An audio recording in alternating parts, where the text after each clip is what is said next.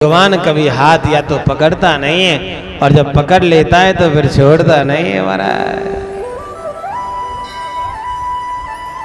और भैया हमारा तो हाथ हमारे कन्हैया ने पकड़ रखो है। कैसे पकड़ा? जब राधा रानी ने अपना बनाया तो कन्हैया अपने आप अपना बन गया। हाँ, हम वृंदावन में पढ़ते थे ना, तो हम वृंदावन में रहते थे, लेकिन ठाकुर जी ने कभी हमको बोला ही नहीं कि तुम कौन हो, कहां से हो, क्या हो। लेकिन जिस दिन राधा रानी के पास गए ना, वो कौवे वाली कहानी हम पे फिट बैठ गई। हाँ, उसी दिन से पकड़ लिया। और पकड़ा भी तो कैसे? महाराज अपनी ही नौकरी दे दी प्यारे। कैसी नौकरी है?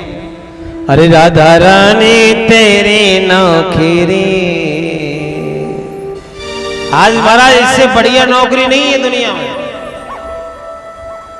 आपके सामने बैठा हुआ ये शरीर सॉफ्टवेयर का सबसे बढ़िया वाला जानकार,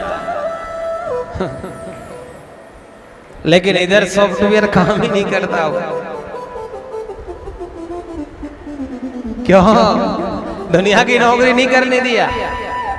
यदि आओ ना हमारे साथ रहो। और आज देखो आप जैसे कितने बढ़िया बढ़िया सॉफ्टवेयर हमको मिल जाते हैं। क्या जिस सब के अंदर महाराज कौन सी विंडो डाल के जाते हैं? ठाकुर के नाम का, राधा रानी के नाम का महाराज रस डाल देते हैं। और प्यारे एक नहीं, दो नहीं, तीन नहीं, चार नहीं, हजारों की संख्या में मेरे भाई बहन भगवान के भक्त बन जाते हैं। क्या हो जाते हैं? हजारों की संख्या में ठाकुर जी के भक्त बन जाते हैं। आप देखना, जिसके दिमाग में जिस प्रकार का सॉफ्टवेयर होगा ना, वो उसी प्रकार का काम करता है। आप किसी नेता के पास में बैठना, वो भगवान की बातें बिल्कुल नहीं करेगा। कभी भी देख लेना आप भगवान के कोई भक्त नहीं हो, कोई नेताजी हो, वो नेता की ही बातें करेंगे तुरंत। अच्छा, कोई महाराज आसपास में रहने वाला व्यक्ति हो, मकान दुकान चलाने वाला, उसके पास में बैठो। हाँ, हम एक दुकानदार के पास में बैठ गए, हमने कहा महाराज केम छो, ठीक छे, मजो में। गुजरात की याद आने लग गई लग रहा है। महाराज ठीक हो? वो कहने लगे महाराज ठीक नहीं है। क्या नहीं है? आजकल सामान महंगा हो गया, बचत कम हो गई है। हमने कहा ऐसी बात क्यों कर रहे हो? क्या बताएं, ये जो महाराज ये जो रखा है पाउच नमकीन का, इसमें पहले 1 रुपया बचता था, अब 75 पैसा बचता है। महंगाई हो गई है। अच्छा, किसी नेता के पास में जाओगे तो वो महाराज नेता करेगी। कोई बिल्डर के पास में जाओगे, वो बिल्डर का काम। लेकिन किसी भगत के पास में बैठ जाओ आप, जो ठाकुर जी का भक्त हो। क्या हो? जो ठाकुर जी का भक्त हो, ऐसे भक्त के पास में बैठ जाइए। वो क्या कहेगा? वो भगवान की ही बातें करेगा महाराज। अच्छा, आप लोग किसकी बात करते हो? सच्ची बताना, तुम्हें तुम्हारी पड़ोसन की कसम लगे। हाँ, जब घर में बैठती हो तो किसकी बात करती हो? सच्ची बोलना। महाराज पड़ोसन की कसम खवाइए, काल मरे सो भाल मर जाए, कोई टेंशन कोने महाराज। अरे कौन कौन अपने पड़ोसी का भला चाहता है? जरा ऊपर हाथ करो। देखा, यहां भी महाराज कई लोग ऐसे बैठे हैं। आप तो महाराज ठीक हो, लेकिन कई लोग ऐसे भी हैं जो महाराज आज भी चाहते होंगे हमारे एक फूट जाए। लेकिन पड़ोसी की दोनों फूटनी चाहिए। मेरे भाई बहन जहां भी बैठो ना, कभी भी एक बात जरूर किया करो। यदि 100 बातें करते हो तो 50 बात मेरे कन्हैया की किया करो। क्या किया करो? 100 बात यदि आप करते हो किसी से, तो उनमें से 50 बात मेरे कम से कम कन्हैया की किया करो। एक समय ऐसा आएगा कि आप 100 में से 100 बातें मेरे गोपाल की करोगे और महाराज लोग आपको प्रणाम करना शुरू कर देंगे। एक आपके हरियाणा में इधर पड़ता है अटेली मंडी। क्या पड़ता है? अटेली मंडी।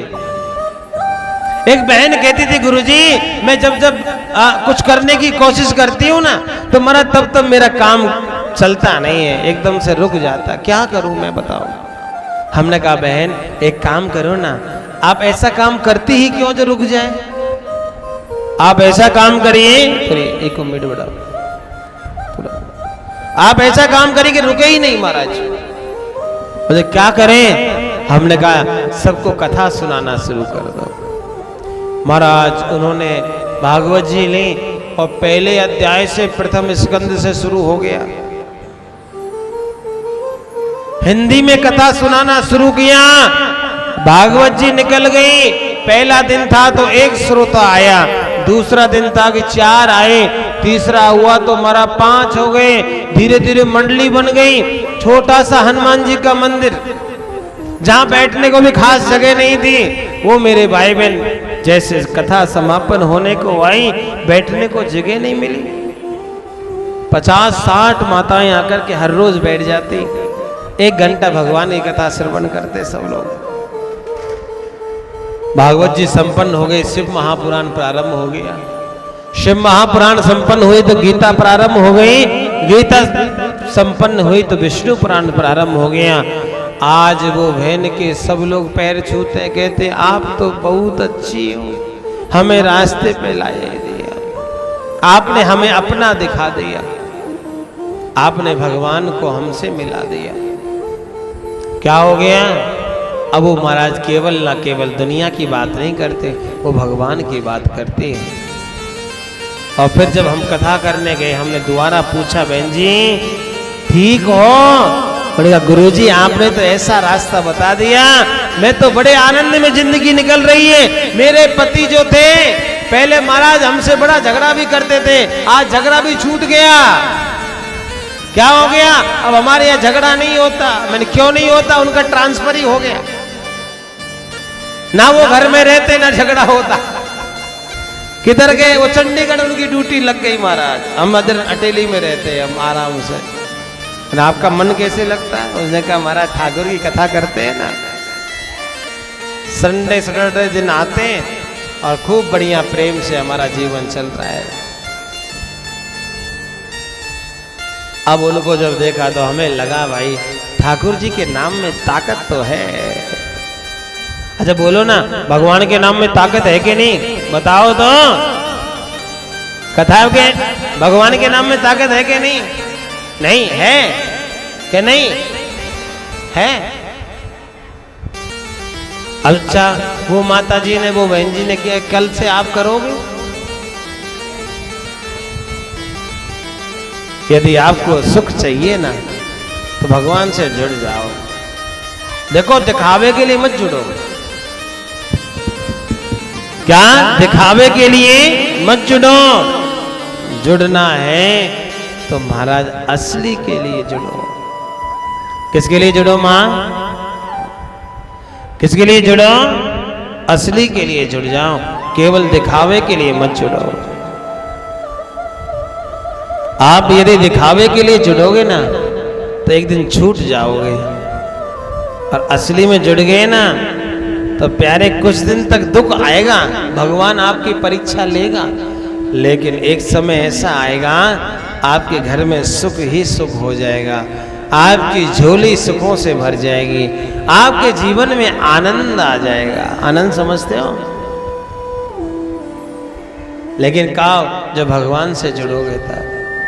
अभी हम लोग महाराज कथाओं में जाते हैं, और महाराज कथा में जाते हैं तो अपनी भी बात कर लेते हैं, कथा में भी महाराज बैठ जाते हैं।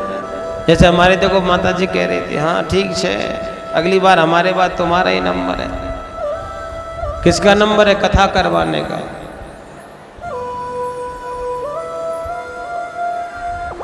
भगवान के नाम से जुड़ना बहुत कठिन होता है माता। राधे राधे बोलना पड़ेगा माँ। सबसे बाद में आई, सबसे आगे बैठ रही हो, यही तो संभाल का है। क्या? भगवान के नाम से जुड़ जाइए, लेकिन प्यारे असली में जुड़िए, नकली में नहीं। असली में कैसे जुड़ेंगे कि महाराज जब कथा हो तब तो भगवान का नाम लिया ही जाए, लेकिन उसके बाद में भी घर में भी वही माहौल हो जाए। मैंने देखा है आज भी हमारे घरों में कलेश बना रहता है। क्या बना रहता है? कलेश। उसकी सबसे बड़ी जड़ है कि हमारे हृदय में भगवान नहीं बैठे आज तक। आज भी मेरे भाई बहन हमारे घरों में अशांति बनी रहती है। इसका वजह क्या होता है कि कहीं ना कहीं हम ठाकुर जी से दूर हैं। आज भी मेरे भाई बहन हमारे घरों में महाभारत होता रहता है। क्या? क्योंकि इसकी वजह केवल ना केवल हमारी ये है कि हम भगवान से नहीं जुड़े। क्योंकि जो जुड़ गया ना वो एक ही बात सोचता है, तू गाली दे रहा है तो देता रहे, कोई टेंशन नहीं है। क्या? तू मुझे गाली देगा, लेकिन तुझे गाली देने वाला मेरा भगवान है, तुझको जरूर उसका बदला मिलेगा।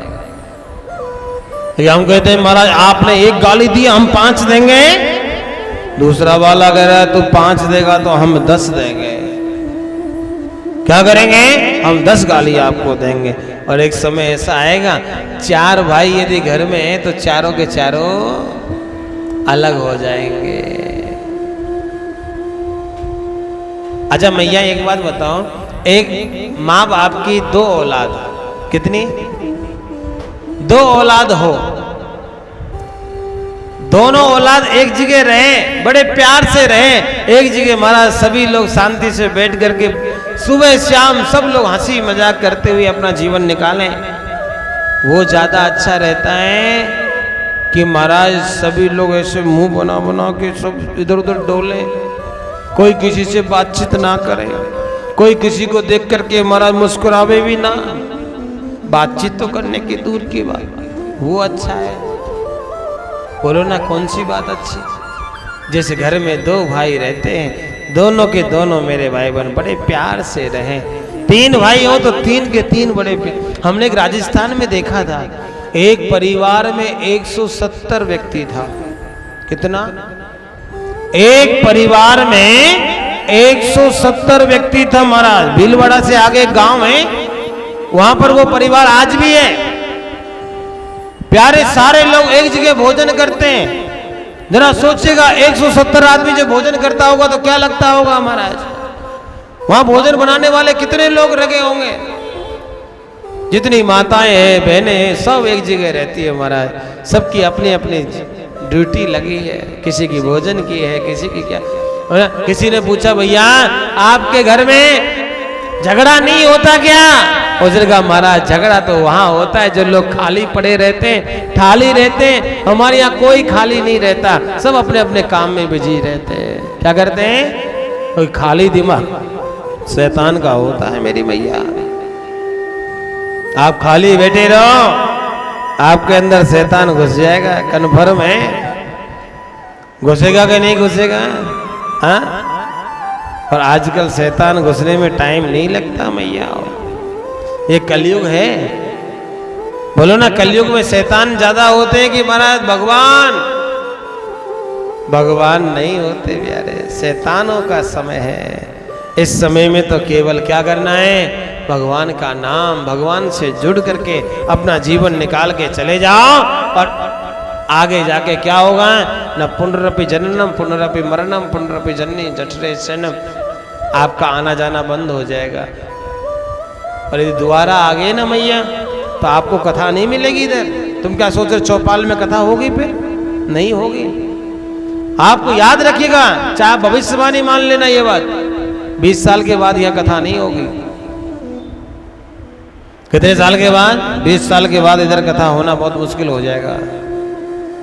आज भी बहुत सारी जगह ऐसी हैं जहां पर कथा करना बहुत मुश्किल हो जाता है, बहुत मुश्किल हो जाता है। आपको भगवान का भी कथा करवाना होगा तो कई परमिशनें लेनी पड़ जाएंगी महाराज। दिल्ली में ये दर्श हमने देखा था महाराज। अभी तो फिर भी भगवान की कृपा है कि आप बड़े प्यार से यहाँ बैठे हैं और ठाकुर जी की कथा सुन रहे हैं। ये युग बार बार नहीं आने वाला, ये कलयुग नहीं है, ये मैं तो कहता हूँ धर्म युग है। ये धर्म युग है, बहुत समय तक नहीं रहने वाला, बहुत कम समय है। बताओ, हमने वो दृश्य देखा है। आज कथा का पांडाल लगा है, कल रातों रात मालूम नहीं पड़ा पांडाल किधर गया। क्या पांडाल का मालूम नहीं था किधर गया। क्यों? क्योंकि प्यारे इधर पापियों का बोला वाला है। इस संसार में जितना ज्यादा समय निकलता चला जाएगा उतना मेरे भाई बहन धर्म जो है लुप्त होता चला जाएगा। आज धर्म केवल ना केवल जिंदा है, केवल ना केवल दान पर, और वो भी दान मेरे भाई बहन क्या होता जा रहा है, केवल दिखावे की वस्तु होता चला जा रहा है। क्या हो रहा है? दिखावे की वस्तु हो रहा है। महाराज सब लोग ये सोचते हैं कि दान करेंगे तो सबको दिखावा करेंगे। बोलिए ना, आज संसार में कौन सत्य बोलता है? सत्य बोलता है क्या? आज के संसार में कोई पवित्र है क्या? बोलो ना। हमारे यहाँ भारत में मेरे भाई बहन कोई पवित्र नहीं है। बहुत कम लोग हैं जो पवित्र हैं। आजकल तो मेरे भाई बहन इतनी बड़ी विडंबना है कि 3 साल की बच्ची सुरक्षित नहीं है, और मैयाओं 70 साल की बूढ़ी अम्मा भी सुरक्षित नहीं है।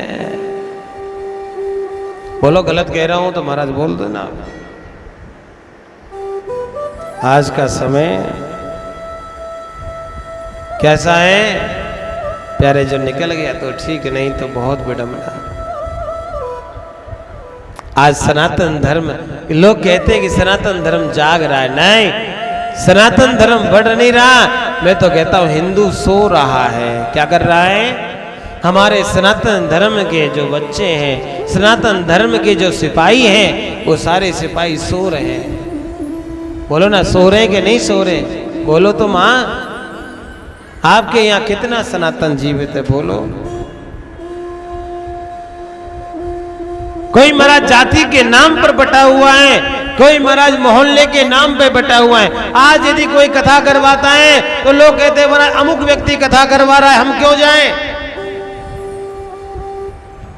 आज कोई व्यक्ति अच्छा काम करता है तो महाराज 5 लोग पकड़ के उसका पैर खींचते। मतलब अंग्रेजी में बोलूं तो लेग पुलिंग करते हैं, खींचते हैं। कभी इसका कार्य अच्छा नहीं होना चाहिए। हम लोग बटे पड़े हैं माता। लेकिन जरा बताओ ना, भगवान क्या एक का होता है क्या?